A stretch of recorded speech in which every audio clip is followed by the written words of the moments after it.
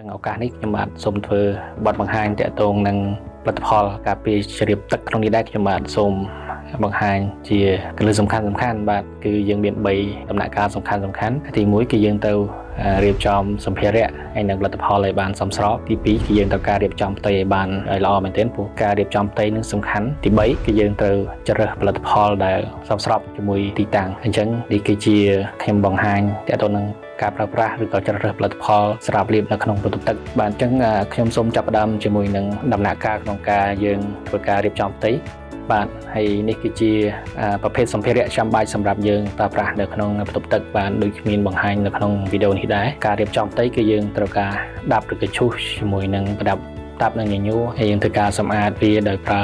អំបោះជ័រដាប់ជោគបាទហើយកាន់តែប្រសានគឺយើងត្រូវលាងសម្អាតវាដោយទឹកស្អាតបោះគៀងគោហើយជូតក្លុកក្លៀតស្អាតមែនទែនជាមួយនឹងកណាត់ស្ងួតរបស់យើងបាទហើយផ្ទៃវាគឺយើងត្រូវការស្អាតមែនទែនហើយចំពោះទីតាំងជុំវិញកតយោដែលយើងបានចោះនេះគឺយើងនឹងចាក់ផលិតផលបាយអមិនរួមមានបាទហើយមុននឹងយើងចាក់អ្វីដែលល្អបំផុតគឺយើងជ្រើសផលិតផលទឹកកៅឡាទិកសៀ10យកមកធ្វើជាទំនាប់ដើម្បីបង្ហាប់ផ្ទៃឲ្យបានមាំបាទហើយនឹងវាជួយដល់ការតងស្អិតរវាងបាយអថ្មីហើយនឹងជាមួយនឹងកៅផ្ទៃបេបោកឬក៏បេតុងចាស់បាទគឺយើងធ្វើការលាបវាតាមជ្រុងដែលយើងត្រូវធ្វើសន្ទប់ជែកហើយនឹងជុំវិញកតយោបាទហើយដល់ឡែកជុំវិញកតយោគឺយើងចោះវាទទឹង3សង់ទីម៉ែត្រជម្រៅ3សង់ទីម៉ែត្របាទជុំវិញកតយោហ្នឹងយើងចាក់ដោយបាយអមិនរួមមានមីសូហ្វិកហើយនេះគឺជាការលាយគឺយើងចាក់ទឹកមុនបាទមួយថង់យើងអាចប្រើទឹកប្រហែលជាកន្លះលីត្រស្រាប់សាច់ថ្នាំ2គីឡូកន្លះហ្នឹងបាទហើយយើងកូរវាដោយម៉ូទ័រល្បឿនវិជុំហើយទុកវាបាន3នាទីដើម្បីឲ្យសារធាតុបន្ថែមវាដំណើរការបានល្អបាយអហ្នឹងគឺយើងចាក់ទៅវាមាន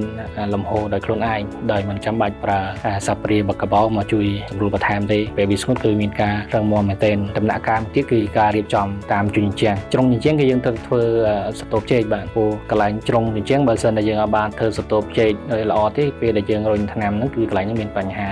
ដោយសារវាជាកន្លែងកាច់ចង្កេះឬក៏ជ្រុងកែហ្នឹងពេលដែលយើងលាបហើយវាអាចប្រេះនៅកន្លែងហ្នឹងហើយរូបមន្តក្នុងការធ្វើបាយអតូបជែកហ្នឹងគឺជាបច្ចេកទេសជាក់ស្ដែងហ្មងគឺជាគាត់លាយស៊ីម៉ង់4ភាគខ្សាច់1ភាគហើយយើងលាយទឹកកៅយើងប្រហែលជា20%វាស្មើនឹង4គម្របដែលយើងវល់ហ្នឹងបើសិនយើងអត់មានអីថ្លឹងហើយយើងតាមដោយជក់ជ្រលក់ទឹកលាបថាលើវាដើម្បីកាត់បន្ថយនៅការប្រេះព្រោះយើងប្រើស៊ីម៉ង់ច្រើនហើយយើងធ្វើការសម្អាតនៅជុំវិញឲ្យសព្វសាច់ហើយអ្វីដែលបង្ហាញក្នុងវីដេអូនេះគឺផ្ទៃដែលយើងបានរៀបចំផ្ទៃរួចរាល់ហើយបាទចាក់បំពេញជុំវិញកតយោធ្វើសន្ទប់ជែកហើយចុះជួលកន្លែងផ្ទៃដែលអត់មាំតមអត់ខូងមួយវិញទៀតបើសិនជាក្នុងករណីផ្ទៃនឹងវាអត់ស្អាតដោយសារវាមានកតិចកណក់កបោឬក៏បាយអដែលជាងគាត់បានបន្សល់ទុកហើយក្នុងការបំបាក់សម្អាតគឺយើងត្រូវប្រើម៉ូទ័រខាត់បេតុងហ្នឹងដើម្បីឲ្យប្រកបថាផ្ទៃដែលយើងលាបហ្នឹងត្រូវតែមាំតមស្អាតមែនទែនហើយចំពោះផ្ទៃដែលផតខូងយើងអាចប្រើបាយអមិនរួមមានយើងចាក់បំពេញឬក៏បាយអចុះជួលដែលយើងលាយមួយទឹកកៅឡាទិកសៀ10ហ្នឹងបានហើយយើងធ្វើការសម្អាតម្ដងទៀតមុននឹងយើងប្រើប្រាស់ផលិតផលភ្នែកការពារជ្រាបទឹកបាទលើផ្ទៃនេះយើងបានរៀបចំស្អាតបោះលាងសម្អាតអស់ហើយគឺទិញទីយើងទុកវាងួនសពគឺមិនឲ្យស្ងួតពេកទេបន្តមកទៀតយើងនឹង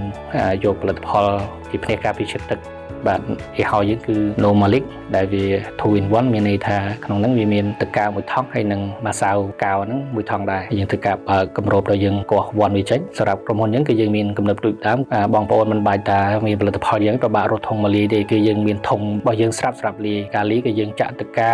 ចូលមុនហើយបន្តមកទៀតគឺយើងចាក់លបាយម្សៅចូលអីអស់ហើយយើងប្រើ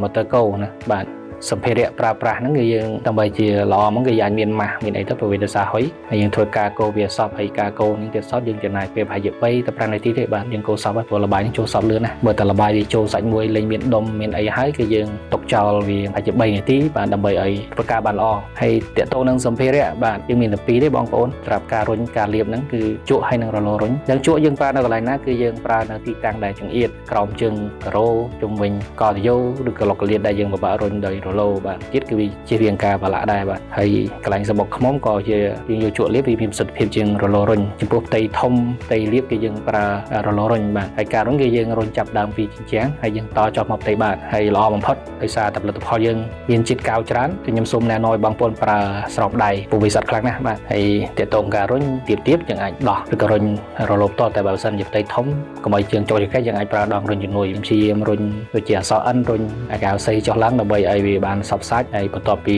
យើងរុញបានសព្វសាច់ហើយយើងទុកវាចោល4ម៉ោងទៅមួយថ្ងៃក៏បានបងប្អូនបាទហើយនេះជា ដំណាក់កាលបន្ទាប់ពីយើងទៅវាបានមួយថ្ងៃ